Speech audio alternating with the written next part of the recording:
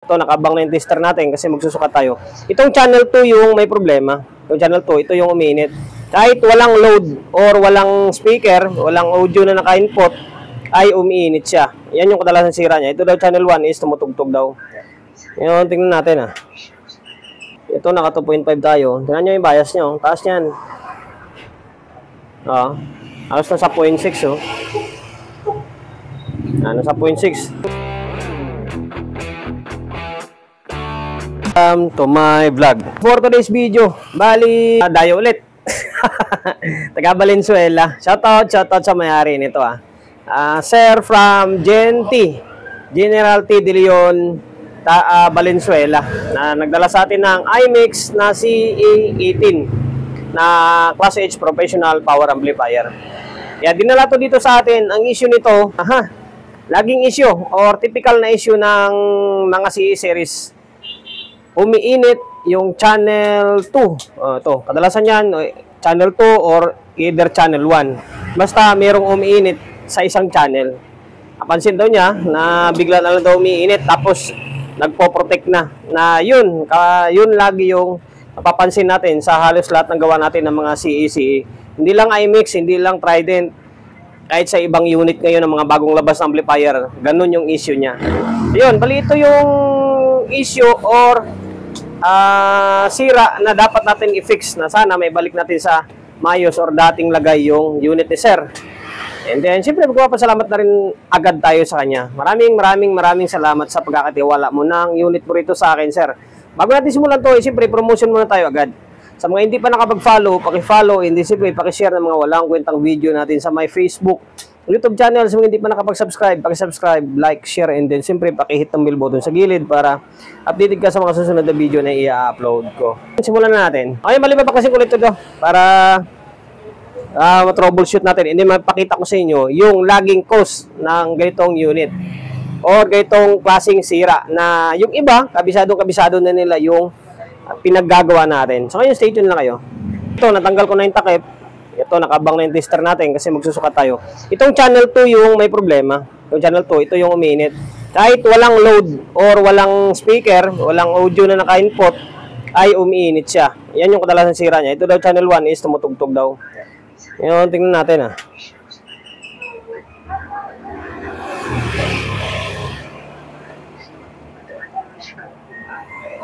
Ito, naka 2.5 tayo. Tingnan nyo yung bias nyo. Taas yan. Halos na sa 0.6 oh. Tingnan nyo, nagsukat sana ako ng dito. Hindi ko na-play yung camera ko. Hindi ko na-play. Ayun, dito sobrang init agad. Oh, grabe, halos di mo na makapa. Yung bias dito is na halos na sa 0.25 lang dito. Tapos dito talaga, grabe, halos di ko makapa. Oh, sobrang init agad. So ngayon, ito yan oh, ito yung problema niya no. Yung trimmer na yan yung kadalasan nasisira diyan. Yan, yung trimmer na yan. Ang gagawin natin diyan, ipipix bias natin yan. Kung 0.6 yan, tapos dito 0.25, ang gagawin natin is parehas natin yan. Ito, 0.25 natin to dito. Ipo 0.25 natin pala dito. Sorry. Kasi 0.25 yung nandito. Siyempre, papakasin din natin yung trimmer niyan. Tapos ipipix bias na rin natin. Kasi, susunod na rin yan. Masisira na rin yan. So, ngayon, stay tuned lang kayo. Babaklasin ko lang muna itong channel 2 na ito. Grabe, init oh. Para i-fix bias natin. Sa mga solid supporter, follower, subscriber natin, kabisado na nila yung na pinagagawa natin dyan, kung paano diskarte, paano yung pamamaraan natin sa pag-fix bias. Sa mga hindi pa nakakalam, ngayon lang makasilip sa may video natin, ito, makapagbigay idea ako sa inyo. So, ayun, babaklasin ko lang muna ito. Nabaklas ko na yung board, tapos nilinis ko na rin, syempre. Binras na natin para tanggal yung likabok or mga agyo, kasi yung hangin paloob. Yan, bali ito, binaklas ko na yung trimmer, oh. Huwag nyo napansinin yung kamay natin. Sa gawa lang ito tumingin. Bali, 302. Bali nito is 3K. Yan, 3K siya. 302. Kahit dito sa may board, naka-indicate din yung 3K. Pwede kayo magsubok dyan ng fixed bias. Yung pinakamalapit, 2.7. Pwede nyo subukan ng 2.7 na ganyan. Halos lahat ng gawa ko, ito talaga yung kadalasan. Ayun, ipipix bias natin yan. Yan, salpakan natin ng 2.7 agad. Yung malapit sa 3K. Tingnan natin kung ano mangyari. Iinit pa rin ba? Tapos, bababa ba yung bias? Kasi yung bias niya kanina is nasa 0.6. Kailangan, ipapalabas natin is 0.25 or 0.30 lang. 0.25. Ito, halos 0.25 to eh. Halos, lagpas ng 0.25 konti. Isim natin ito, ipares natin dito sa may kabilang channel. Yung ipapalabas natin dito. So, ngayon, mag-fix bias lang tayo. Palitan na natin ng fixed bias. Yan, nalagay ko is 2.7. 0.7. Try muna natin. Try natin to kung ano mangyari. Sukatan natin. Hindi na-obserbahan natin kung init pa siya. Ay, babalik ko na yung board sa may casing. Nabalik ko na yung board. Ayan o, naka-fix yan. Try natin sukatan. Ano mangyari? Ngayon, sukat tayo. Sana magbago siya. Wala. Mataas pa rin siya, oh. Parang hindi nagbago, ah. Try natin ibaba. Ano naman talaga, guys, eh. Yung pag-fix bias dyan or pagkakalibrate dyan is dagdag bawas na naman yan. Ganun pa rin, mataas pa rin siya. Tapos, ano natin? Hindi naman umilaw yung protect niya, eh. Baba natin ng mga 2.7 yan. Try natin ng Toki o 2.2. Natin kung ano mangyari sa bias niya kapag nasa 2.2 or Toki siya. Baklasin ko lang ulit ito. Ito, napalitan ko na ng 2.2. Yung 2.7 tinanggal ko na. 2.2 yung in-next natin. Natin kung ano mangyari. Kapag hindi pa rin nagbago yan, ibig sabihin, hindi lang biasing ang problema niyan. Meron pang ibang sira yan. Stay tuned lang kayo, babalik natin ulit. Balik na ulit. Yan, 2.2. Ngayon, obserbahan natin kung magbabago, magbababa pa siya, or steady pa rin siya dun sa taas. Matagal yung delay. Ayun, masukat na tayo. Ayun, nag-relay. Ayan, naka 2.5 pa rin. Ito, tingnan nyo. Ayun, bumaba na siya. Oh. Nasa 0.4 na lang. Oh. Ayan, nasa 0.4 na lang. Yung kabila nito, ano, alas nasa 0.25 yung kabila. Oh. Ipares natin. Baba pa natin yan. Gawin natin kung 2.2 yan. Gawin natin mga Toki lang. Gawin natin Toki. Dalawang 1K. Pwede dyan. Wala tayong Toki sakto eh. Ayun, stay tuned na kayo. Ayun guys, bali ito. Ang pinalit natin is dalawang 1K. Yan, naka 5 band lang tayo. Kaya iba yung kulay niya. Dalawang 1K. Pinag-series natin para magiging Toki siya. Yung 2.2, binaklas natin. Yan. Tingnan natin kung bababa pa siya. Sana mga nasa 0.3 lang siya. Ngayon, ibabalik ko lang ulit. Baklas kabit to. Ibalik ko na yung board. And then, yun yung pinag-fix bias natin, no. Dalawang 1K, naka-series yan. Ngayon, sukat ulit tayo. Tingnan nyo kung, pansinin nyo kung ano mangyari na binaba natin ng 2K. Ayan, nag-relay parehas. Kasi kabilang channel nito, umandar, sabi ni sir. Ayan o, nasa 0.25 o. Yan naman yung stock niyan eh. Pwede pa nga itaas yan eh. Yung kanina, yung 2.2, pwede na yun. Kaso parang mataas. Ayan o, paras na o. Yan. Ibig sabihin, pwede na yan. Yung Toki na yan. Okay na yung Toki na bias na yan. Bali, 1K yung nawala dun sa naka-indicate na 3K. Yan. Hindi ko na tatanggalin yan. Yan na yan. Tapos itong isa, ito ilalagay natin dito kasi pipix na rin natin yan kasi kapag hindi natin palitan yan, kabila naman ulit yung masisira. Ngayon, stay tuned lang kayo, babaklasin natin itong isa para dire-diretso na tayo. Ipipix na rin natin yan.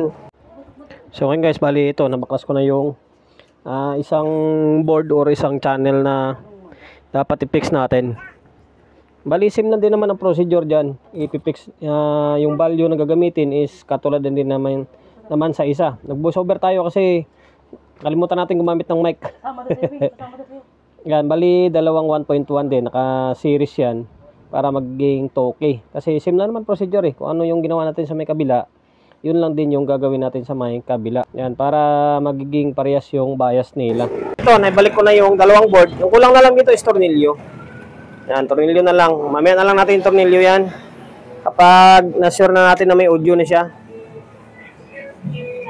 Tapos, yung isang concern pa ni sir, yung switch daw, minsan nawawala-wala. Baka kailangan lang ng langis yan. Patakan na lang natin ng langis mamaya or WD-40. Ngayon, ito na, nakafix na yan ha. Yan o. Natin ang flashlight. Wala eh. O, yan o. Tapos itong isa. Tapos, yan, sukat ulit tayo. 0.25. 0.25. Dito naman, tayo para makita yung tester.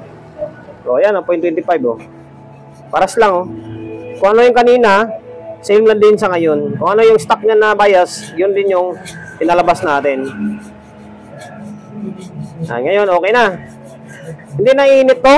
Wala na oh. Walang init-init na oh. Kanina, halos hindi mo mahawakan to. Ngayon, wala na oh. Normal na.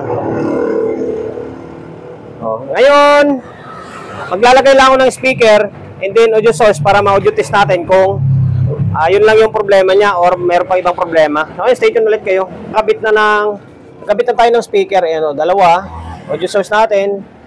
Tapos, itong speaker, iyan, tsaka iyan sa ilalim. Audio source natin is laptop. Tingnan muna natin setting nito. Kung naka, naka-parallel si sir. Kuha natin ni stereo. Yan, stereo. Yan, naka-stereo siya. Okay. Nag-normal na. I-laptop natin is sumaandar. Ngayon, try natin. Ayan. Ito yung channel. Naka-protect kasi naka-bulb pa tayo. Mamaya, lipat natin to 20. Ito. May puta, may problema yung control. Oh.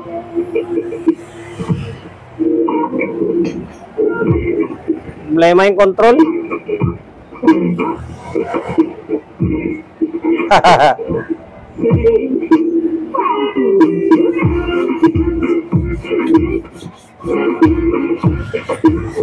Palitan natin yung control nito, may problema pa. Pero may audio na siya.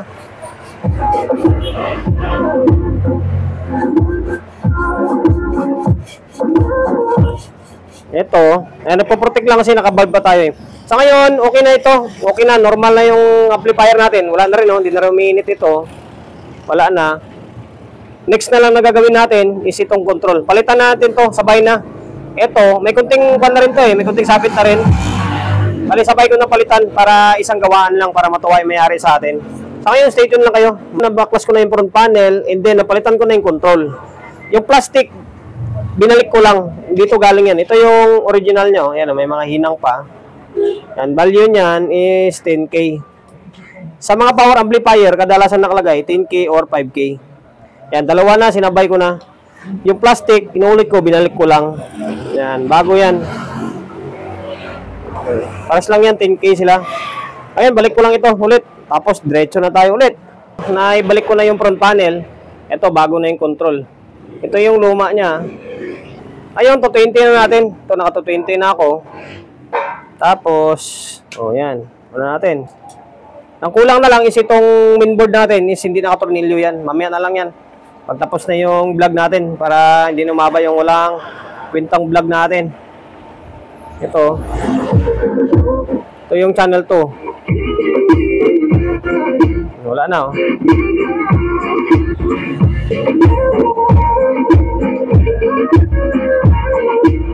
Yung pahinto-hinto na tunog, dito yan, galing sa may mixer natin, no? Tagalan, ay, mixer sa may laptop. Matagal na kasi, bulok na yung laptop ko, yo. Okay na, oh. Ay, hindi na umiinit, oh.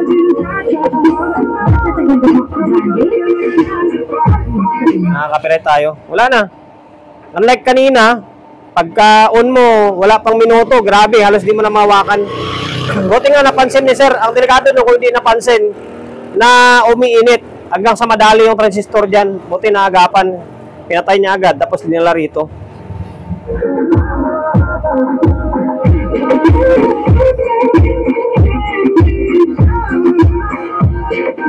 Yan lang guys, sana nakapagbigay ideya ako sa inyo kung paano mag-fix bias ng ganitong unit. Sa ganitong unit ha, baka mamaya pinix bias nyo ibang unit, tapos magka-problema, isisihin nyo ako.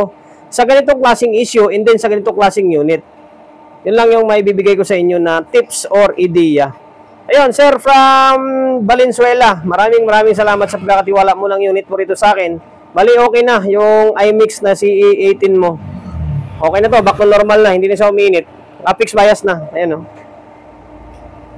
Promotion, bago tayo magtapos, siyempre, sa mga hindi pa nakapag-follow, paki-follow, and then siyempre, paki-share ng mga walang kwentang video natin sa my Facebook, YouTube channel. Sa mga hindi pa nakapag-subscribe, paki-subscribe, like, share, and then siyempre, pakita ang bell button sa gilid para updated ka sa mga susunod na video na i-upload ko. Ingat, God bless, and then peace atin lahat.